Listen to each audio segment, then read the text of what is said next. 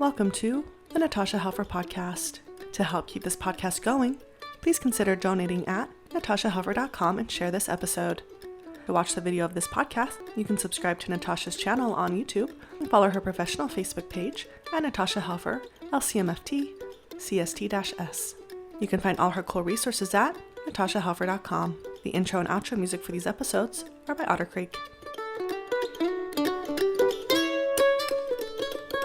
Hello, everybody. Welcome to the Natasha Helfer Podcast, where we try to attack shame through stories, education, and any other tool possible. And with me, I have my Symmetry Solutions team that I think you've met before. We've got Jenny Elledge coming from Orlando, Florida. So hello, Jenny. Nice to have you here. Hi. And we've got Michelle Peets, who's here in Salt Lake City area. So nice to see you, Michelle. Hi, good to be here.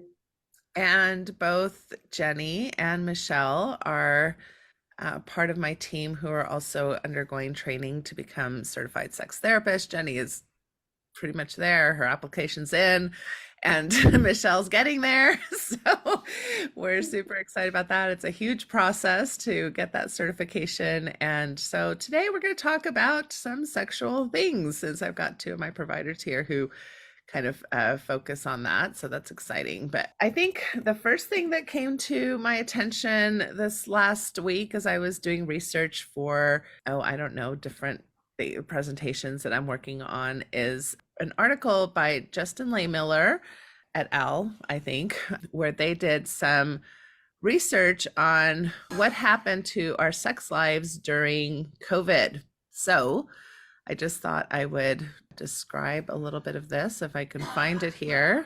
So this is 2020.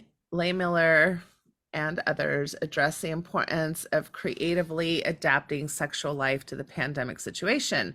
And their online study in the US showed that nearly half of the sample reported a decline in their sex life, and that 1 in 5 reported expanding their sexual repertoire, for example, to including sexting, new sexual positions, and sexual fantasy sharing with their partners. And furthermore, the chance of an improved sex life was 3 times higher among those who had tried something new than among those who had not. So I thought that was interesting information. It seems like from reading the article that people who went into the pandemic kind of already struggling with their sexuality and their sex lives together as partners, it tended to get worse through the pandemic, and that kind of makes sense. And for people who were doing well going into the pandemic with their relationships, their sex life tended to either remain the same or actually improve. So yeah, I don't know, any thoughts that are coming up as far as that information? It makes sense, like given what we know about stressors.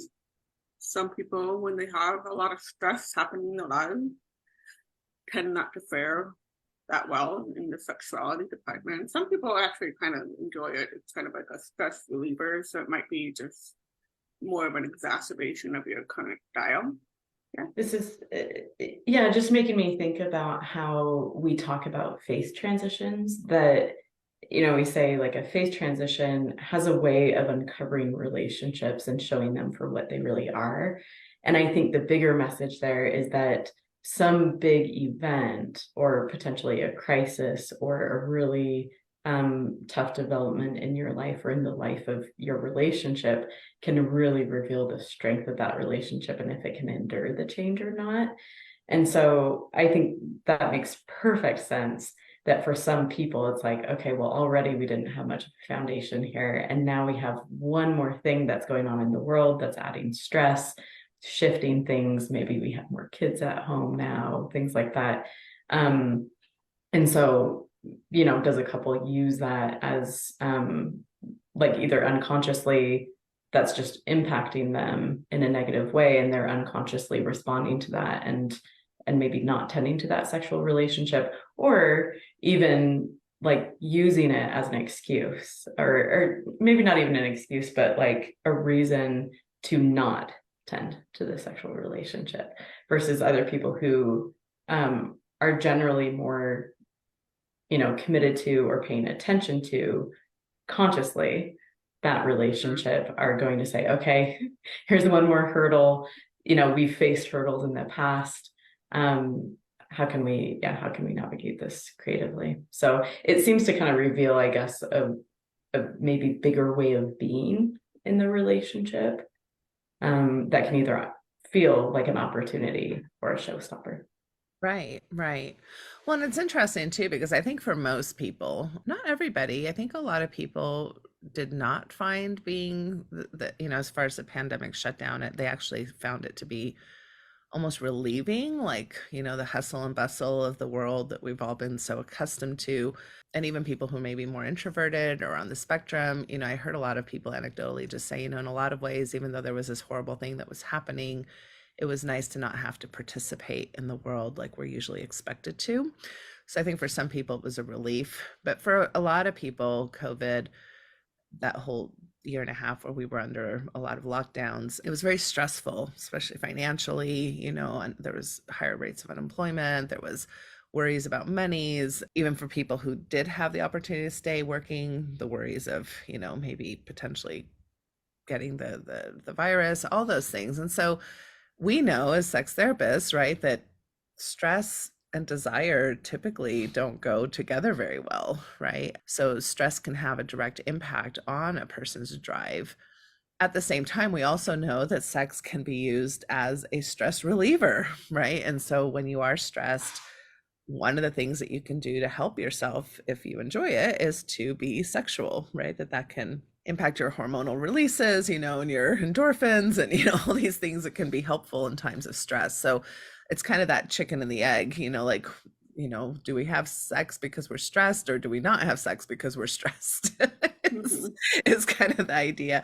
And I do think that, you're right, whether it's faith transitions, whether it's chronic illness, whether it's a pandemic, whatever stressors people have, we do see their ability to be resilient as a couple, especially for those who are partnered, kind of shine or struggle during these extra times, right? So yeah, those are interesting things. I think as far as what we can learn from it, one is I would encourage couples to say, it's been a few years now, year and a half since we've been in lockdown. I know that COVID's still around and there are still people who are still masking, and it's definitely not just gone. And especially for people who are immunosuppressed or have other issues, this is still very much, an issue for people. However, it would be nice as a couple maybe to just kind of take a minute and have a discussion about this. How did we do during the pandemic? What did we notice? How are we doing now? Have things shifted enough where we're back to an old normal, or have we found a new normal, right? And how are we feeling about how we manage that? I think that would be a good discussion if you're partnered to have, and how did our sexual intimacy get affected? How did our emotional intimacy get affected? How did we, and maybe even doing some repair work around things that came up, and having a lot of grace, right? For it's not every day we go through a century pandemic, right?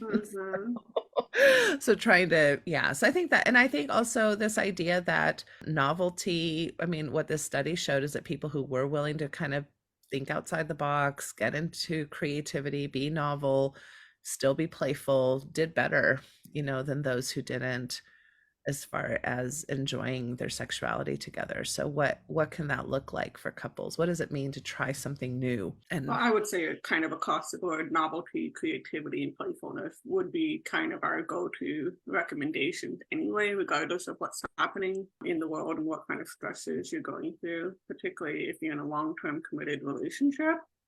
The more that you're together over a period of time, the more that your go-to sexuality repertoire, can start to feel less desirable. And so it's a known thing. It's a known tension that a lot of couples deal with. So that would be the go-to kind of recommendation. Well, are you being intentional about it? Or are you just sort of being like a passive passenger? You can't necessarily, I would say, rely on that desire and that the hormones to kind of lead the bus like it did once when you guys were, dating and falling in love, because you had biology kind of driving the bus there. Once you're in a more committed relationship and you have companionship and you have security, those are factors that can be lovely for the romantic connection and at the same time be problematic when it comes to sexual desire. Yeah. Yeah, I'm also thinking, like, I want to make sure we're sensitive to the people who, like, COVID really impacted on the level of their personal health. Because, I mean, there have been so many people who've reported long-term COVID effects and, you know, that they never quite recovered, for example, from things like fatigue. I know a lot of people were reporting like they were just always tired.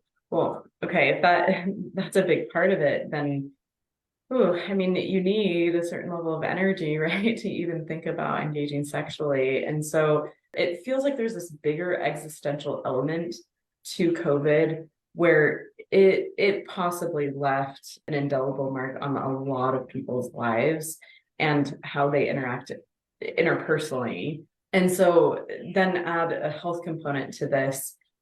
I think, you know, no one could have predicted a pandemic, and that, you know, that this was going to have such a huge impact on us.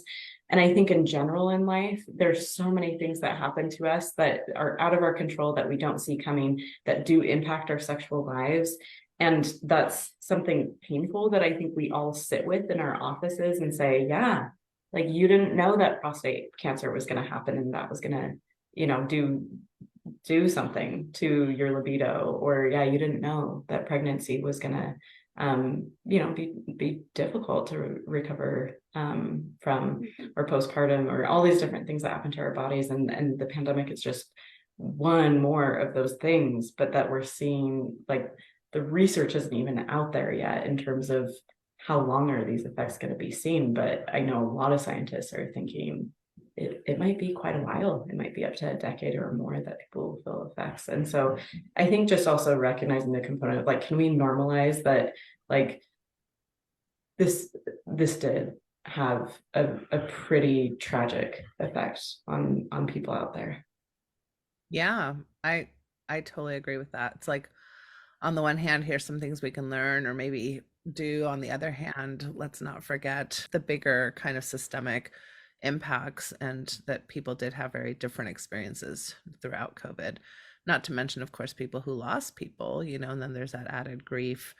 And just when you're going through bereavement, that can be a very complicated time for sexuality as well, you know, whether or not one wants that kind of comfort and release, or if it feels like, you know, sometimes when people are grieving, it can feel like I can't participate in anything pleasurable because it doesn't feel right, you know, or correct to be in pleasure when there's something so difficult and painful happening. So yeah, it's very complicated. So as usual, I mean, research is there, but how do we interpret it? How do we apply it, right? What does it mean in our own lives? So perfect. Okay, well, kind of along with this is also from Justin Lehmiller. I had not heard this term. And so I don't know that it goes with this necessarily, but I guess what I mean is kind of a comforting thing. So the weather's cooling down. Days are getting shorter. This is from his Instagram post. And so he says, so that can only mean one thing: cuffing season is upon us. I'm like, cuffing season? What is cuffing? So he says, cuffing season describes the increased tendency for people to partner up during the coldest and darkest months of the year. And we see this reflected in everything from a rise in online dating app usage to more changes in Facebook relationship status to a rise in Google searches for sex and relationships. So is our interest in relationships seasonal? So that's interesting. So some thoughts are maybe this is due to changes in sunlight exposure. We know that sunlight affects serotonin. So when there's more of it, we tend to be happier. However, during the winter, the brain produces less serotonin due to less sunlight exposure. And this is why some people experience the winter blues, seasonal affective disorder. And it's possible that people are compensating for this by seeking out more intimate connections. And of course, that's not the full story. Other factors may be at play in people's desire to get cuffed. This is just cracking me up. We're cuffing. It sounds very naughty, but it's just getting into relationships. So But pressure from family to, at holiday gatherings to get married or to bring a date, right? Or to not spend the holidays alone. We also tend to see fewer people in general in the winter, so our need for social connection may be higher as well. So, although there's no official start or end date, cuffing season generally begins around October or November and runs through February. So, there you go, cuffing season. Wow, there's even like a whole timeline. I know, and that's of course a North American timeline, right? But I do now. It makes me wonder if it's going to be different for those of us who live in the South. Yeah, or Arizona or some of these places where there's not as much seasonal change, right? Or Central America, for example. So yeah, that would be interesting to see how those numbers are different. But yeah, I mean, I think most people, it makes sense to me. I mean, most people still say, the majority of people say that relationships are important to them. Long-term relationships are important to them. Romantic and sexual relationships are important to them. The majority of folks feel that way about their lives.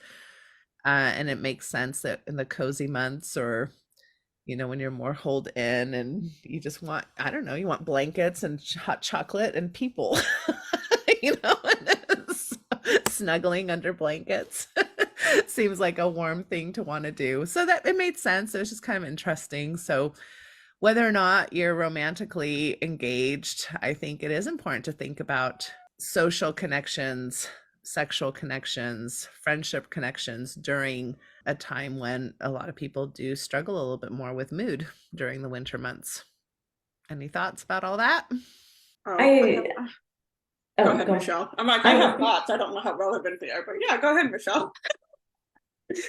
Well, I'm just thinking of this in terms of like, it's interesting that this also overlaps with the holidays, right? And all the feelings that come up around family and people feeling like either they're happy to spend time with family, but there are a whole lot of people out there who are not.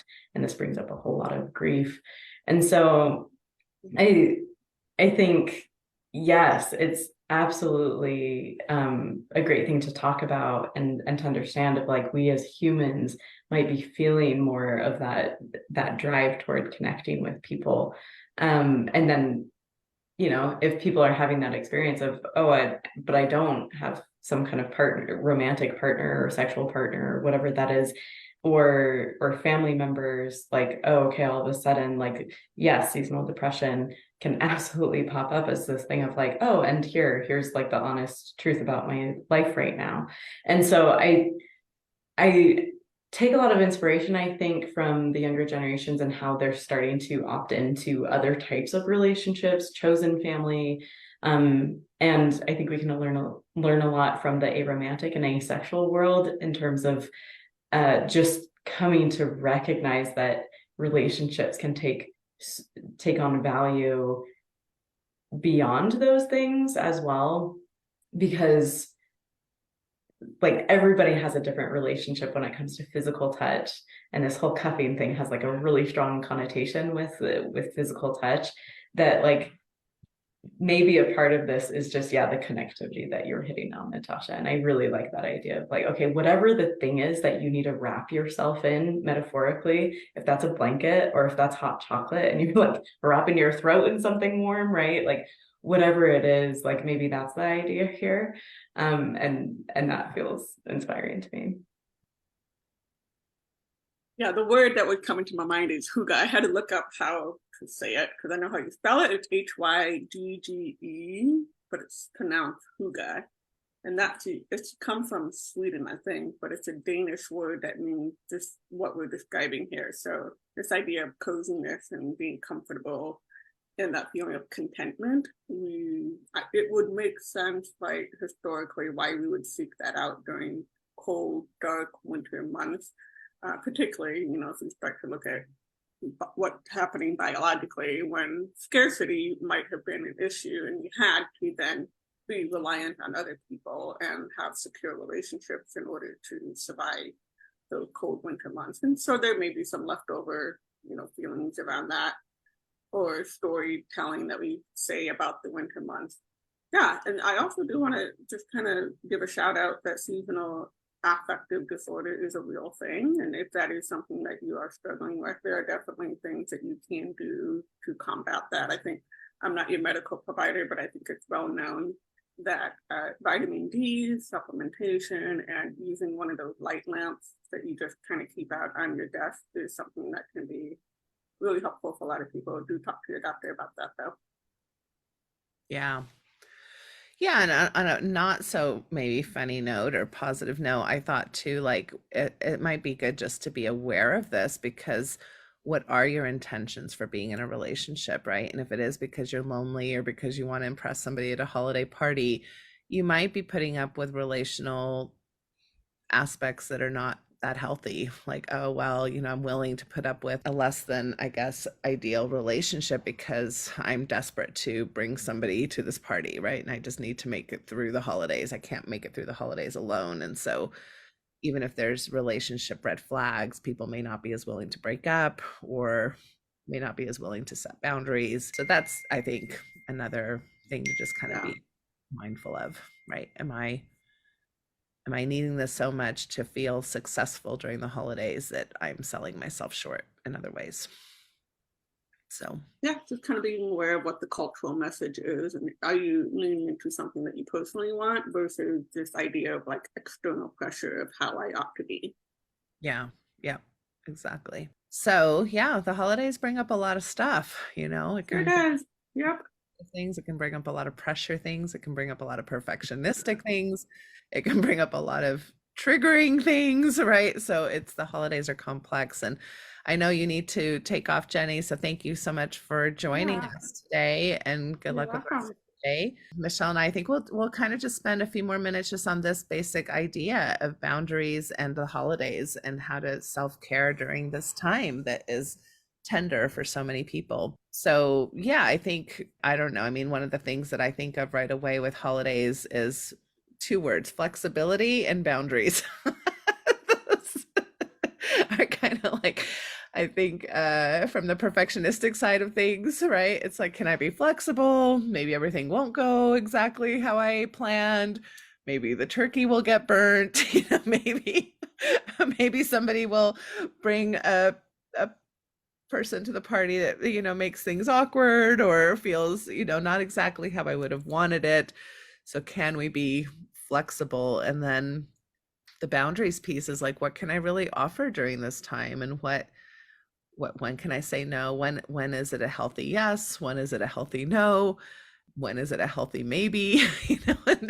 And what can you be thinking about as far as just I statements and boundaries and consequences to like, if you continue to make comments about my weight, I'm not going to be able to stay at this event, or whatever those things are, and then follow up with them. I don't know, what are your initial thoughts, Michelle, about holidays and making sure we're self-caring during this time? Yeah, I love the juxtaposition of those two things because I think they're really hard. Like the idea of, okay, I'm going to have boundaries and I'm also going to be flexible. I think it feels way easier to go into a relationship or some kind of social setting and be like, okay, I'm going to be very boundaried. I'm just going to protect myself at all costs. And as soon as someone says something, I'm leaving. And sometimes that's where people are at, right? Like, if they've dealt with abusive family relationships, like maybe that's like the stage of life that they're in and that's what they need to tend to. But for some of us where it's like, we're just in family systems where things happen, right, that are unfortunate and sometimes hurtful, and like that's just the run of the mill experience we have in families. I think to understand, okay, I'm walking into this situation and maybe a boundary is going to be crossed that I didn't even know was there, right? Like that's usually how we discover boundaries. So someone says something happens, and all of a sudden I'm uncomfortable.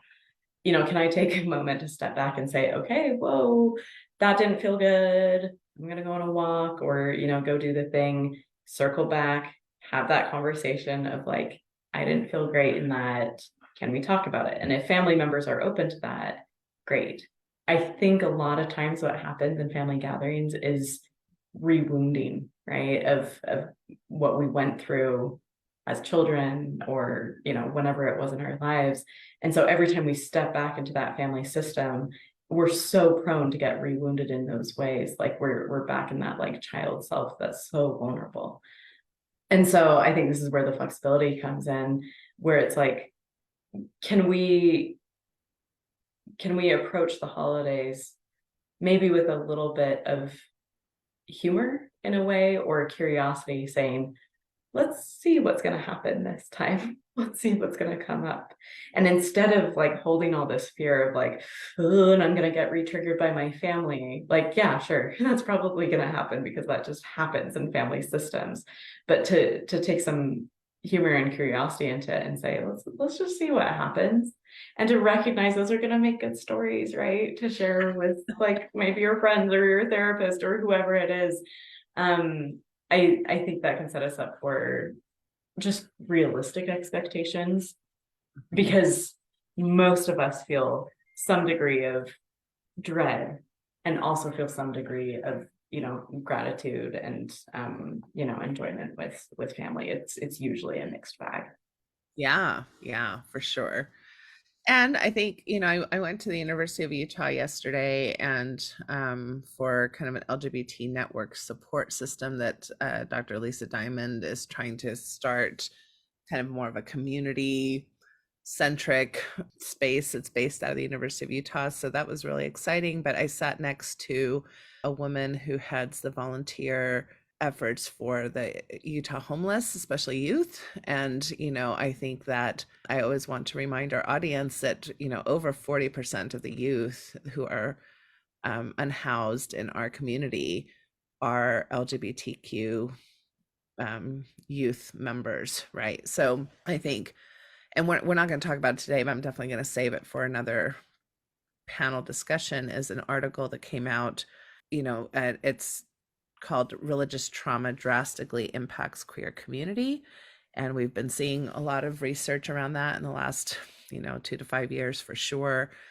And so this is an even more tender time, right? For those of you who are in marginalized populations, whether you're queer, whether you're in a mixed race family, or whether or even dealing with, the micro stresses of racism in the country, or whatever those things are, that again, the holidays can be a time when, especially in our country, we celebrate holidays, especially, religious holidays, in kind of very binary, kind of colonialized ways, and what does that mean for so many people who don't fit that, supposedly kind of white privilege ideal. So I do think it adds another level and another intersection of stress for so many people. And especially if you're in the queer community and you don't have affirming family, this is a very dangerous time, for mood disorders, for suicidality, for loneliness, for grief. And then add to it, it's colder and it's darker, and, all of those things as well. So I hope that during this holiday season, we can all remember to be kind, to be empathic, to be respectful, to make space for lots of different traditions and language. Like, I really do not have much bandwidth for this Merry Christmas versus Happy Holidays argument. Like, goodness grief, say what feels good to you and honor what feels good to others. Doesn't have to be more complicated than that, instead of making it such a statement of whatever. So I hope that we can really dig into our values during this holiday system, and I hope that at the core of many of our values is kindness, right? And being a community member, role modeling yourself as a community member who can show empathy and kindness to others. And I hope we turn our monies and, I know that Giving Tuesday is coming up and all those kinds of things. So I hope we turn our monies to organizations, especially local organizations, who need our help with the unhoused, or with food banks, or with Christmas gifts for children who are less, not in a good socioeconomic status. If you don't have money, we can always volunteer our time at many of these organizations that need our help. So Any final thoughts about charity and being charitable? Yeah, you're making me think of how the holidays are one big experiment in like working toward an ideal of community, yeah, and of kindness. And so yes, that brings up the grief, because a lot of people are like, oh, that's not my experience. And so yeah, it's an invitation into this experiment of trying to create what maybe we aren't feeling or aren't experiencing. So yeah, I'm glad you brought that up. All right. Well, everybody take care of yourselves and of each other, and we will see you next time. Thanks, Michelle, for being with me today. Yeah, my pleasure. Bye-bye. Thank you for listening to this episode of the Natasha Helfer Podcast. To help keep this podcast going, please consider donating at natashahelfer.com and share this episode. To watch the video of this podcast, you can subscribe to Natasha's channel on YouTube and follow her professional Facebook page at Natasha Helfer, LCMFT, CST-S. You can find all her cool resources at natashahelfer.com. The intro and outro music for these episodes are by Otter Creek. There is a place where time slows to nature's pace, and there is space there to find yourself in her embrace. Some places should be left alone.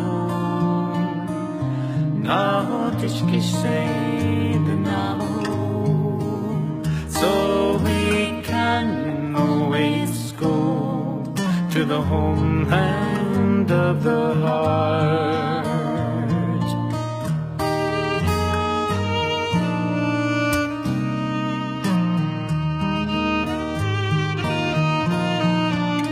10,000 years of our human history etched on her canyon walls, alongside Earth's mysteries. Some places should be left alone.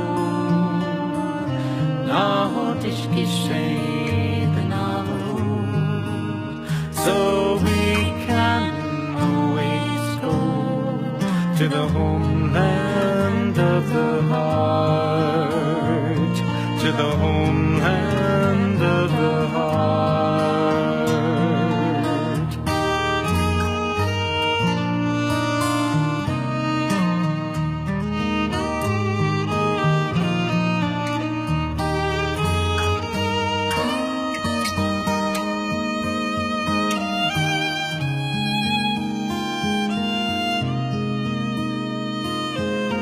Deep in our cities,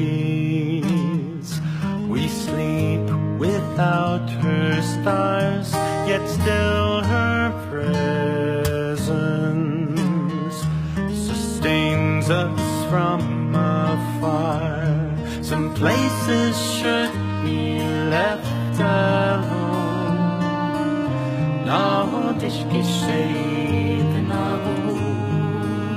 So we can always go to the homeland of the heart, to the homeland of the heart, to the homeland